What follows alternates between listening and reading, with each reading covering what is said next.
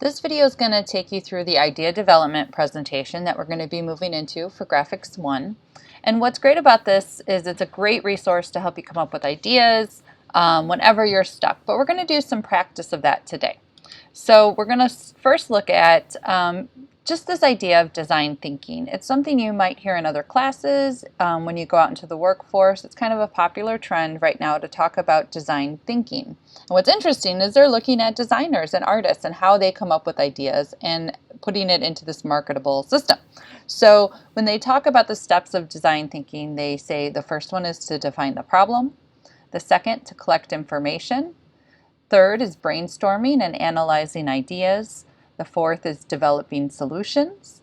The fifth is gathering feedback, and sixth is improving. So you can look at a lot of what we do as far as research is kind of falling under here, and our practice and a lot of the stuff we might do together as class.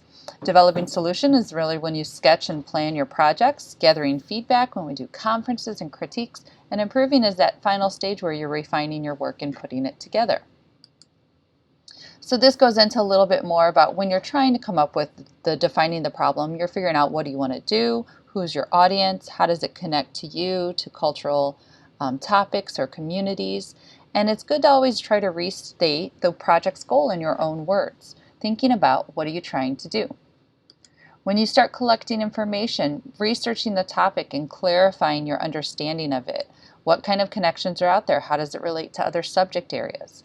And looking at important statistics and facts, researching information about your target audience, and trying not to only use Google Images as your inspiration, as your research, and as your ideas. So thinking about that, brainstorming is really when you start trying to come up with these ideas, whether they be a concept, like the actual topic or theme, or if it's the visual idea. We're going to look at a couple of these, but just as a list, we have free writing, where you just kind of journal or write without any rules about a topic or an idea, making lists, mind mapping, and journaling.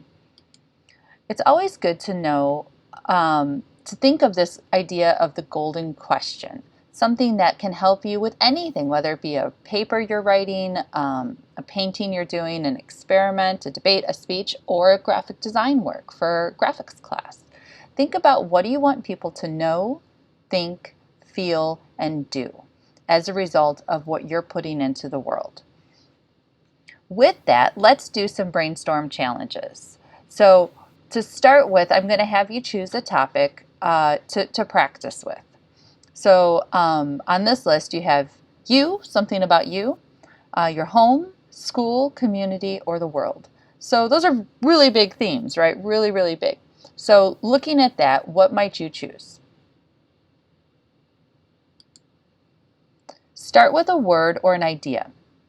It might be that word from the list or something kind of as part of that.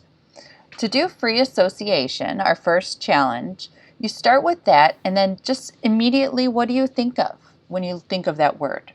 What does that word make you think of? And what does that word make you think of? So if you start with the idea of home, maybe it makes you think of family. Maybe then that makes you think of the people in your family. Maybe then it makes you think of the things you have to do for your family or that you do with your family. So that free association is just kind of how ideas come to you and how they're related to other things.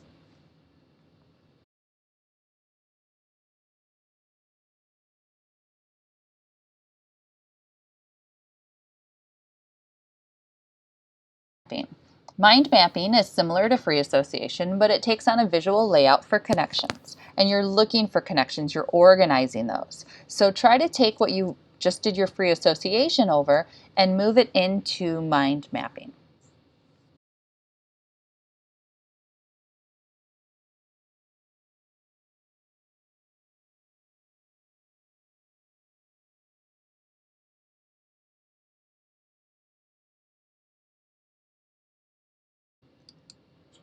Word listing is another one where you can take your ideas, put them into one list, and then looking at that, pick something that kind of stands out to you and put it into the second list as another column, and then write those down, words that relate to that down.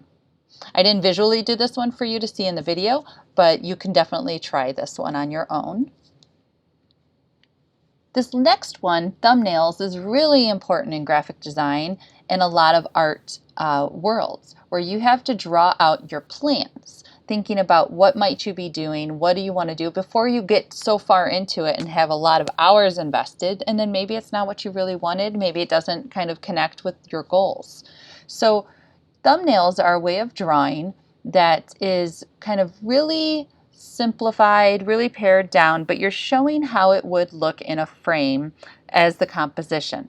So your drawing details and your drawing skills are not as important as the planning and the composition. And we've done this a little bit in class so far, but moving forward, you're going to need to do it a lot. So when you look at these examples here, you'll see that some of them are much more detailed than others. Some are really beautifully rendered, but some are really basic. And what's cool is that all of these examples show you how it would look on a page, on a frame, on a screen. So thinking about that actual layout and where things would hit near the edges. So these are really good examples of sketching thumbnails. And then I'll show you mine that I've done, just kind of thinking out on this idea of home. You'll notice in the thumbnails, it's not important about how beautiful you draw. It's not important about thinking it out too much. It's really just exploring different possibilities. So if you have a similar idea, you could do it 3 different ways. You could move it around and just try different arrangements. Or you can explore totally different ideas like I have in mine. But the idea here is really the plan, putting what you think you want to do on paper so that you can show it to somebody else and get their feedback, or so you can just see how it might look without doing a lot of work for yourself.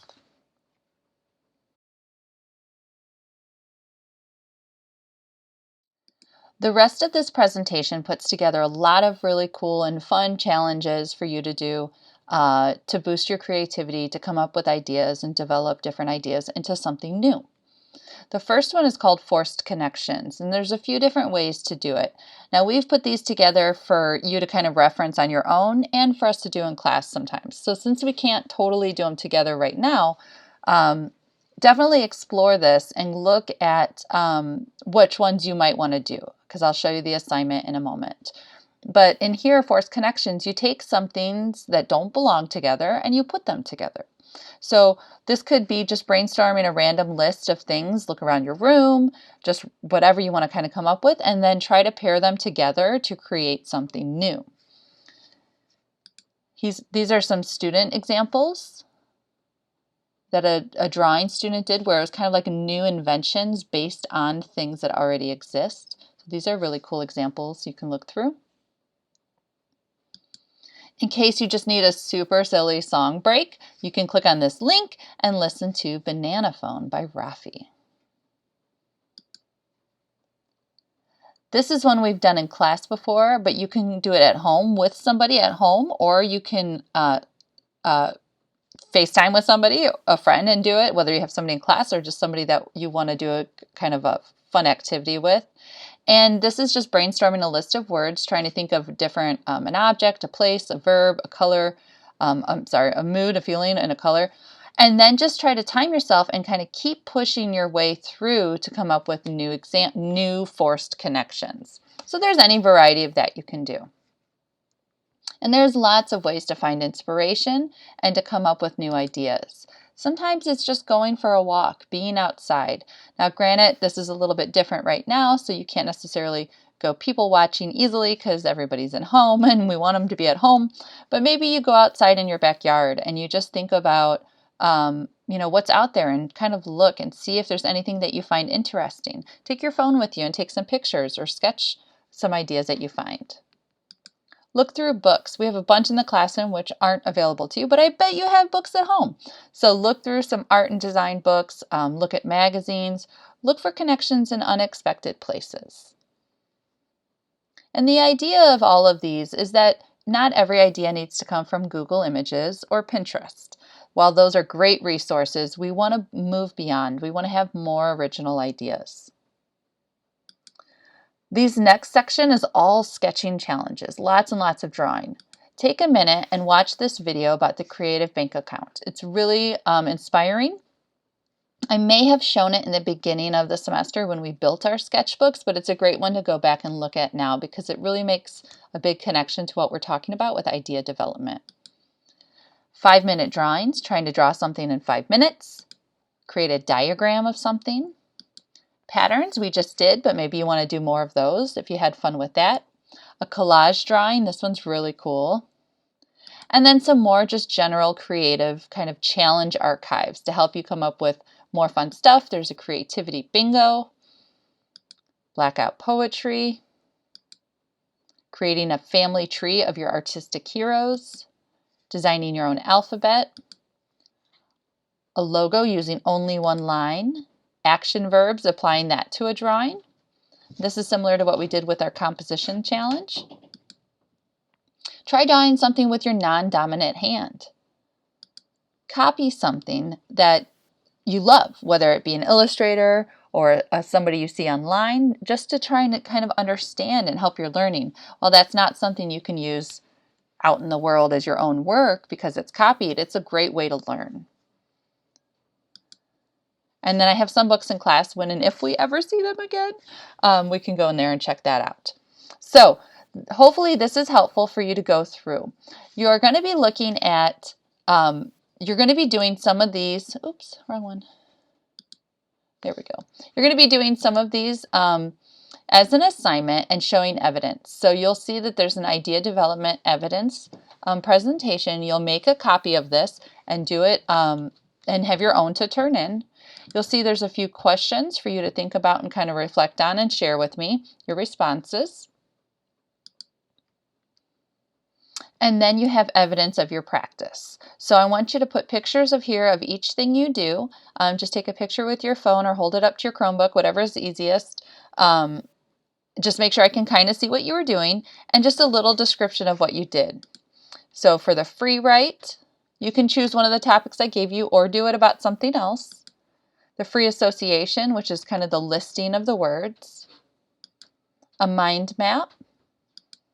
The column listing. Thumbnails. Try one forced connection. And then a choose your own adventure. Anything else off the presentation that I shared. And then there's a final reflection question for you to look at and thinking about how they relate to what we're doing in class. So do your best to do all of them to fill up each of the activities that I've prompted. This will be your work for the rest of the week. And if you have any questions or you get stuck on something, just let me know. But have fun with this. This is really supposed to be kind of an inspiring, fun break and to help you come up with some cool ideas. Have fun!